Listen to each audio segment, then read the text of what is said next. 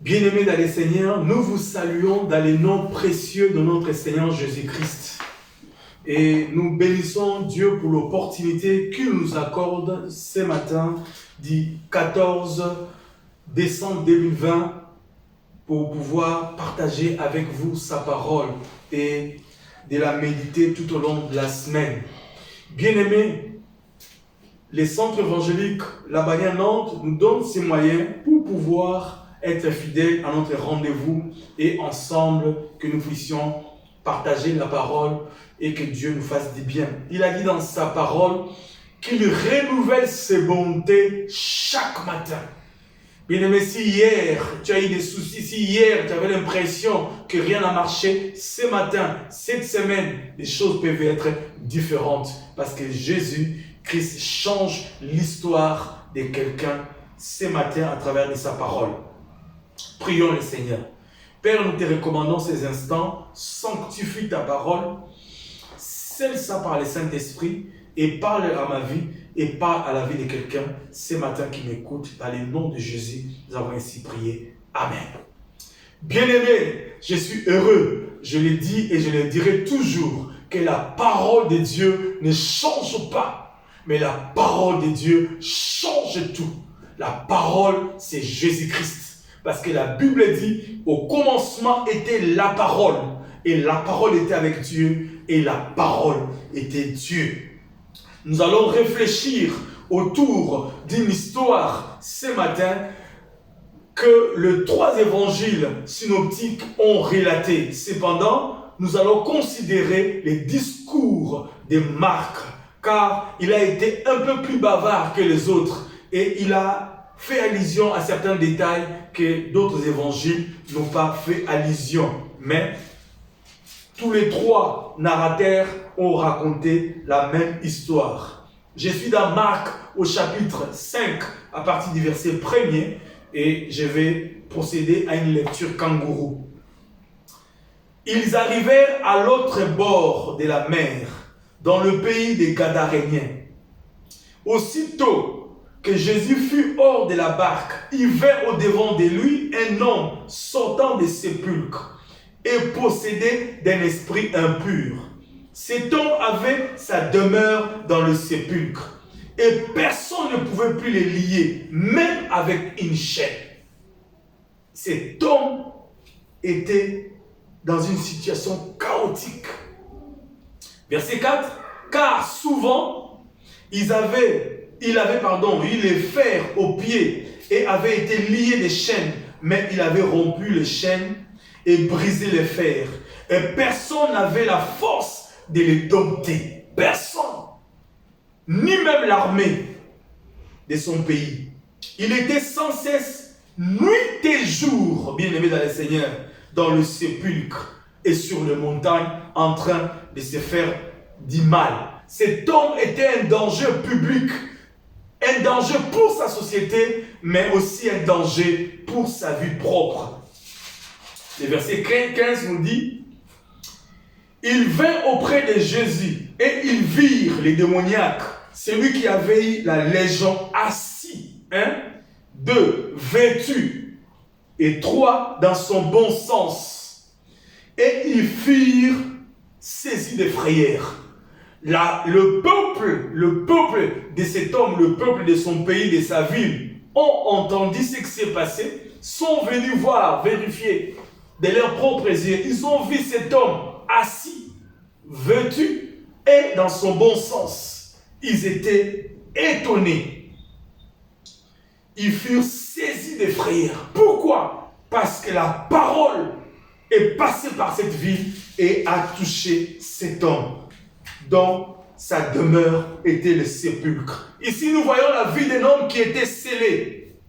Son avenir, Yahweh de gloire, était compromis, bien-aimé. Sa vie au quotidien était une vie tourmentée par des problèmes. Bien-aimé, Gadara ou Gadarénien, en grec, Gadarénous, je ne connais pas trop bien les Grecs, excusez-moi si j'ai mal prononcé, veut dire en français récompense à la fin ou récompense de la fin.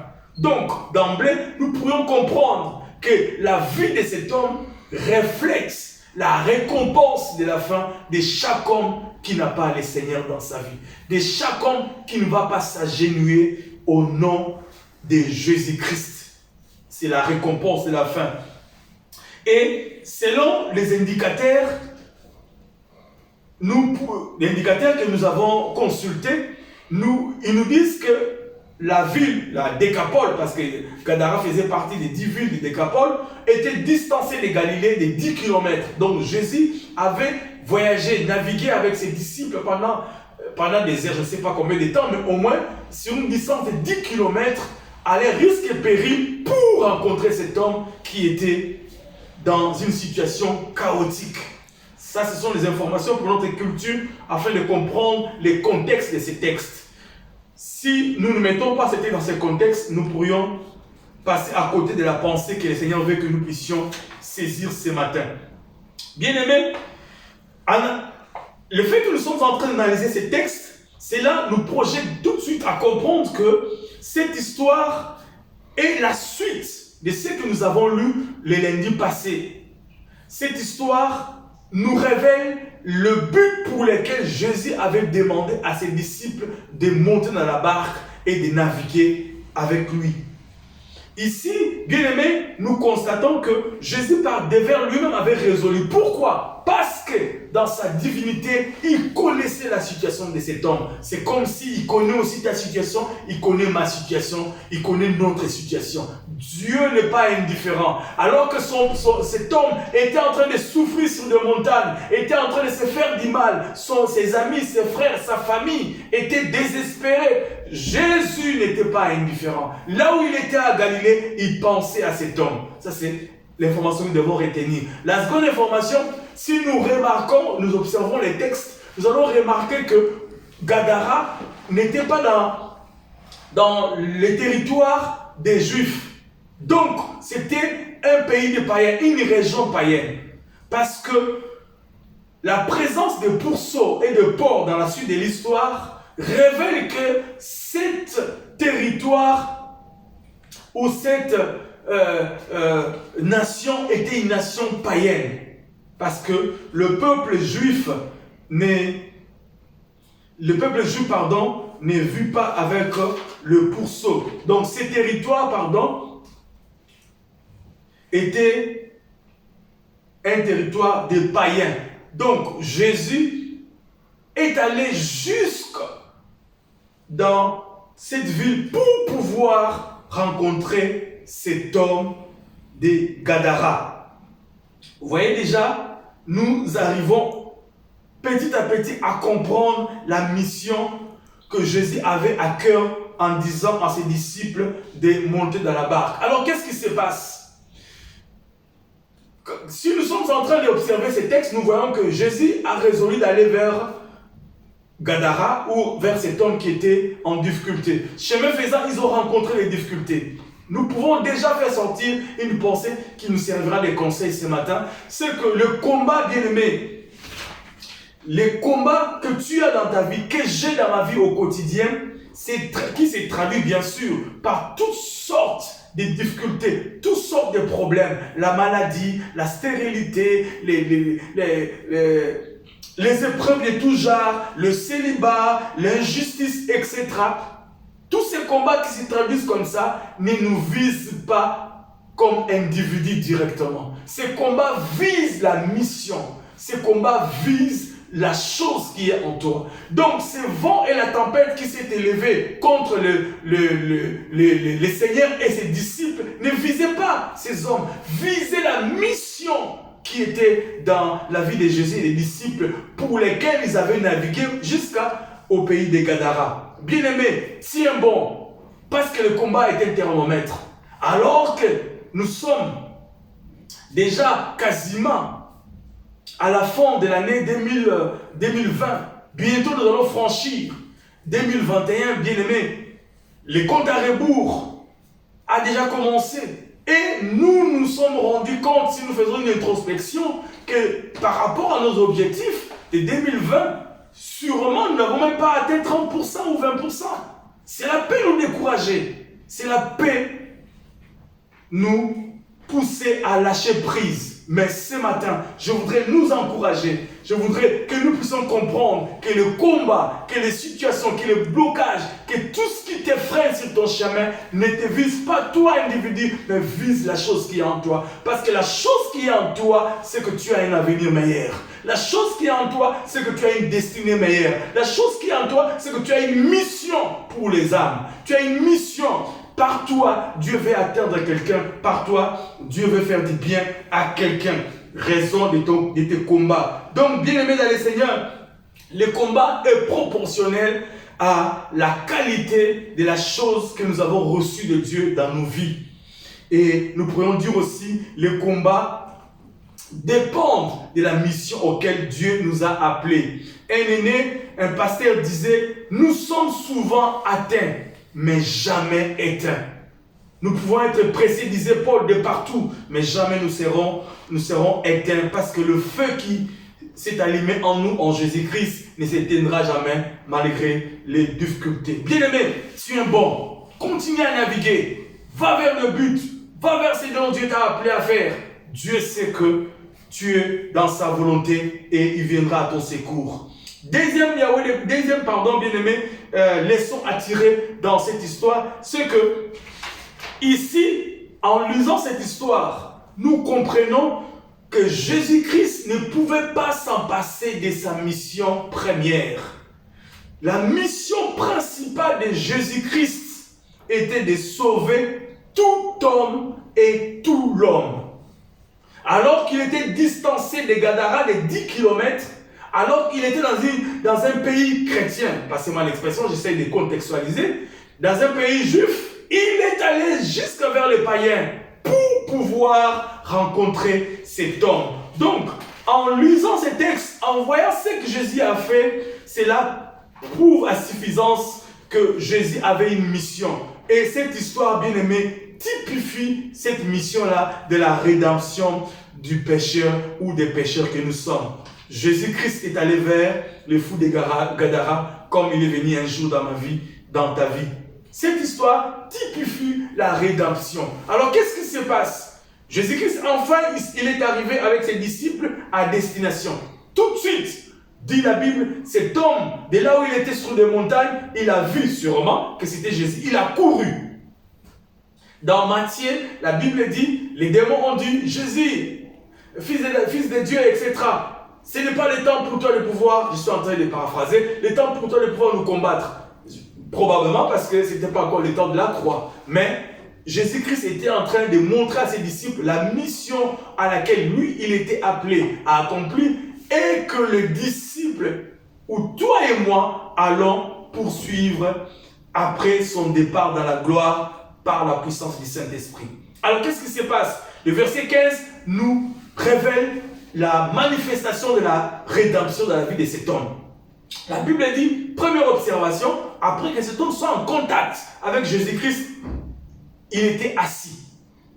S'asseoir à côté de Jésus, comme disait Matthieu, parce que Matthieu souligne en disant il était assis à côté de Jésus, touche à la notion de la position. À la notion de la position que nous avons en Christ. Ephésiens chapitre 2, verset 4, nous les dit, Ephésiens 2, verset 4, mais Dieu, qui est riche en miséricorde, à cause du grand amour dont il nous a aimés, nous qui étions morts par nos offenses, cet homme était dans le sépulcre, nous a rendus à la vie avec Jésus-Christ. C'est par grâce que vous êtes sauvés, etc., etc. Donc, nous voyons ici, bien aimé, notre position a changé. Si vous lisez jusqu'au verset 7, vous comprendrez. Donc, nous qui étions autrefois morts, nous qui étions appelés comme cet homme, Jésus nous a sauvés par l'œuvre de la croix. La position a changé en Christ. Secondo, cet homme était vêtu et cela touche à la notion de la justification. Si nous lisons Genèse chapitre 3 verset 7, Dieu ayant remarqué que Adam et Ève étaient nus. Pourquoi? À cause du péché, a confectionné un habit de peau d'animal pour pouvoir les vêtir. Il était en train de préfigurer l'œuvre de la croix. Ephésiens 4, verset 24, nous corrobore cette pensée. Éphésiens 4, verset 24 nous dit, bien aimé. Bon, je prends verset 23 et vous pouvez même lire. À être renouvelé dans l'esprit de votre intelligence et à revêtir l'homme nouveau, créé selon Dieu dans une justice et une sainteté qui produit la vérité. Revêtir l'homme nouveau, revêtir Christ. C'est Christ qui nous justifie. Donc la justification que nous l'obtenons parce que nous avons reçu Christ dans notre vie. Et Ésaïe chapitre 61, verset 10 aussi, rajoute ou met un ciment dans ces versets bien-aimés. Et le troisième élément important à retenir, il était dans son bon sens. Éphésiens 4, verset 23.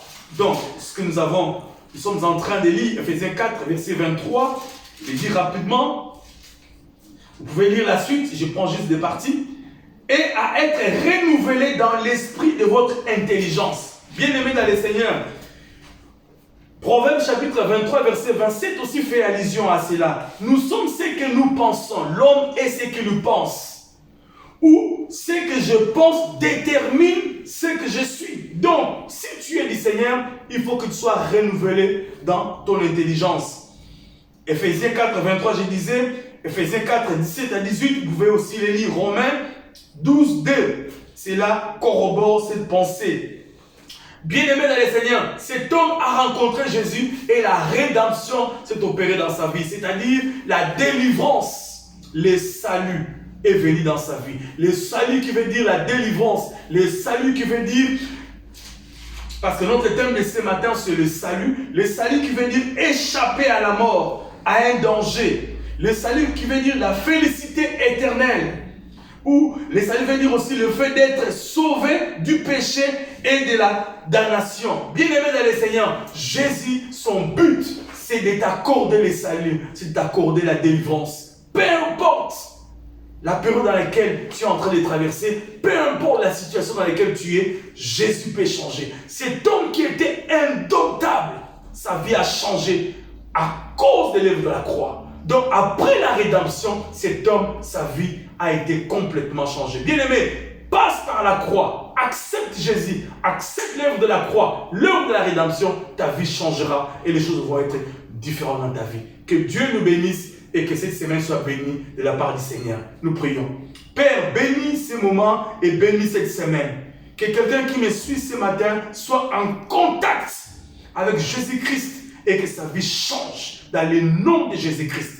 Cette semaine, Yahweh de gloire, peu importe, les choses qui sont indomptables peuvent devenir domptables en Jésus-Christ. Père, ouvre les portes. Père, peu importe le temps qui nous reste pour que cette année s'achève, toi, tu es un Dieu aux possibilités illimitées. Sanctifie la vie de quelqu'un et fais du bien dans nos vies cette semaine. Dans le nom puissant et glorieux de Jésus, nous avons ainsi prié. Amen.